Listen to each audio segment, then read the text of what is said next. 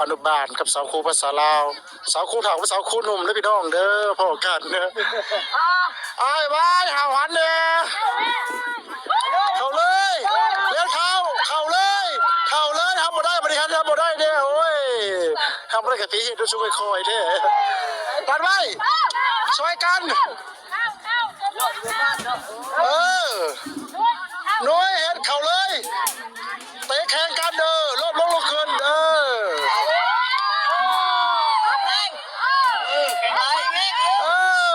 ลุกขึ้นเล่นเข่าเลย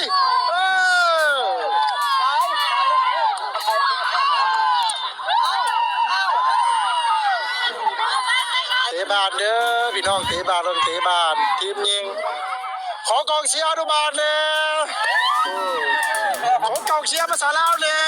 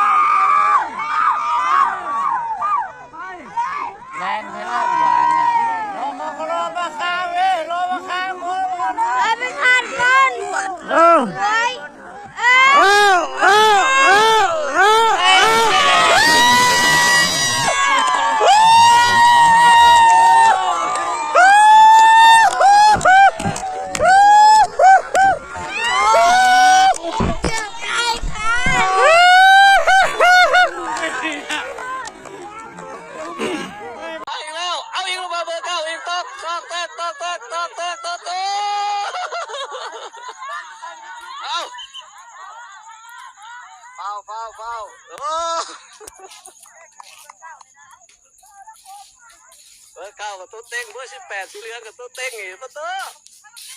แต่สีเหลืองเต็งสีขาวเสร็จแล้ว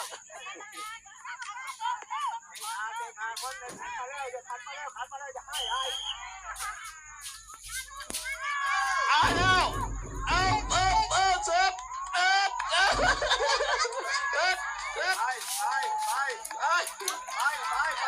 มาแล้วเบอร์เก้าทำอยู่จบไปแล้ว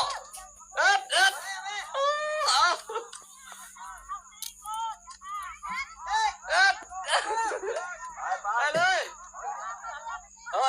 เทวดาถ่ายรูปเฉยเต้เว้ยเดี๋ยวก็ไปเจอแตกกันนะดูเฮ้ยถอดเบอร์เก้าอีกแล้วผ่านปุ๊บเลยเนาะขับเดินเลยตรงนี้เกดิโอ้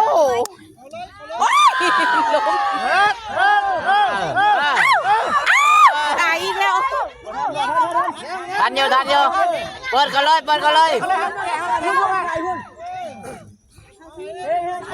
โอ้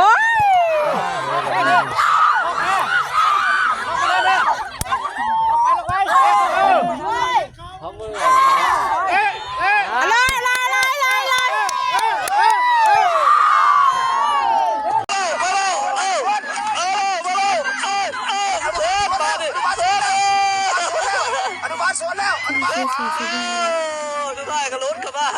ฝ่ายภาษาลาวเรียบไล่เบอร์เก้าจับบ้านได้แล้วตัวเต็งจับบ้านแล้วทีมเอฟซีบ้านตึงได้แล้วจับเอารอเข้าไป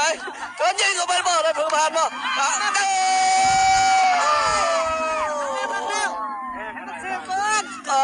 ตัว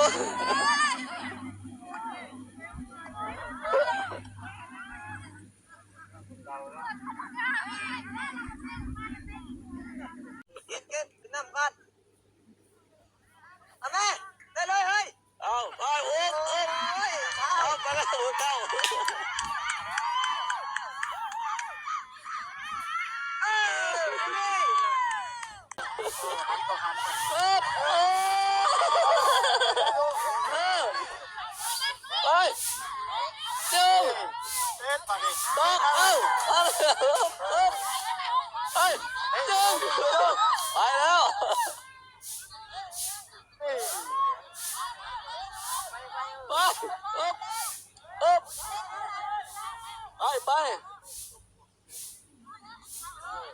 เรียบแล้ววันนี้เอาครับได้มาดิหลายคนเถอะมาดิพวกเขาใจกันมาดิมาดิเอาตาย